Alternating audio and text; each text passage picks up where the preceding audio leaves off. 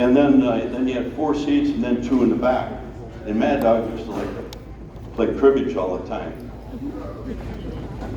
So we're going along, and we wrestle that night, have a few beers after the match. We go back to well, Mad Dog, first of all, on the way there, we're playing cribbage. He doesn't say anything. He just sits there. And all of a sudden he goes, break!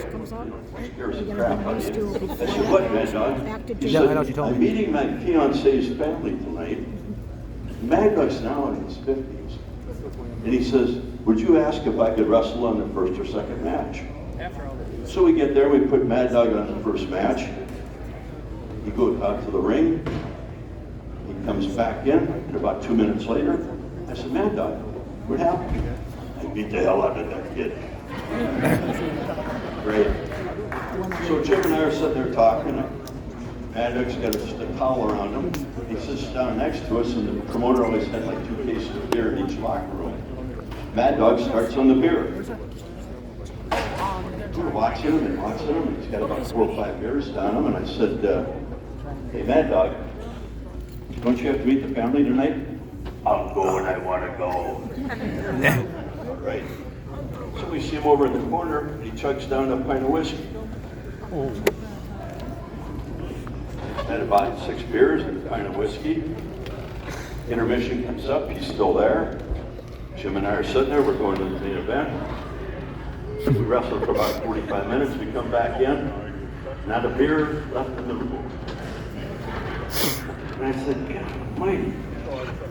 So we drive to the airport, we're waiting for Mad Dog. All of a sudden we see him get out of the cab, rubbing his face. Steve Olsenowski gets out.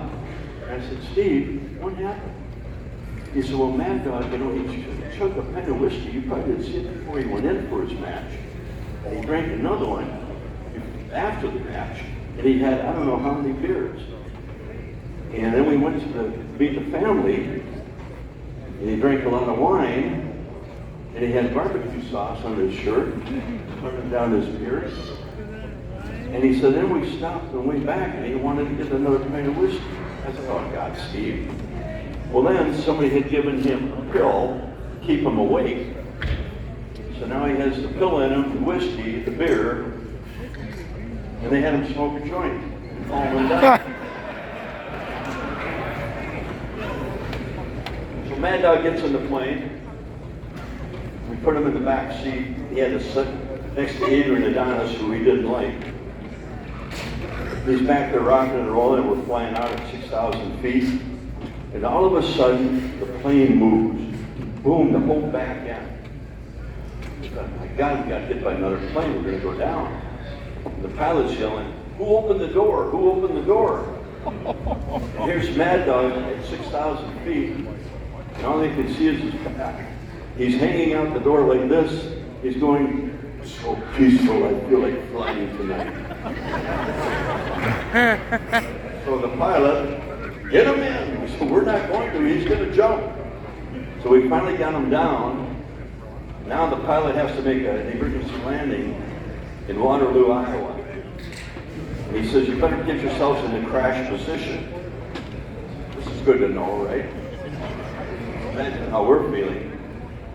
So here we come and we look down.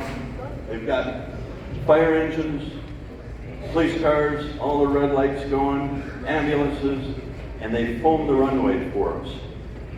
And this pilot, he's a Northwest pilot, he said, okay, I'm going to have to put it down on one wheel, guys. And the plane could flip over.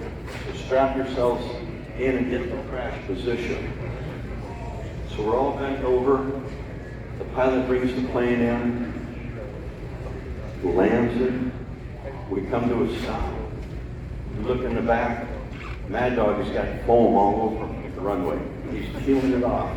And he gets out of the plane and he starts walking away towards the other runways where the Ozark Airlines are being held before they can take off. So when they said, is that Mad Dog Bashan? We said, yeah, that's Mad Dog Bashan. Well, go get him. And we said, you go get him. He just opened the door at 6,000 feet. He's drunker than a skunk. You get him. So they sent Steve Olsenowski and myself out there. And as we get there, he turns around and hits both of us, and we just said, the hell with him, and we walked back. And the police came, they finally got him, and they're trying to get him handcuffed.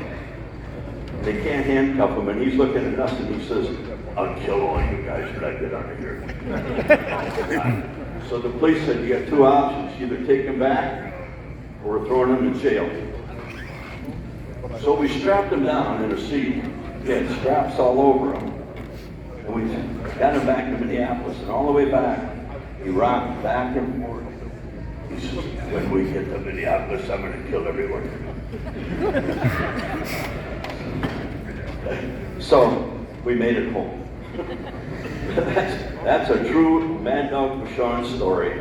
And that's the kind of people that what you saw back in those days is what you got.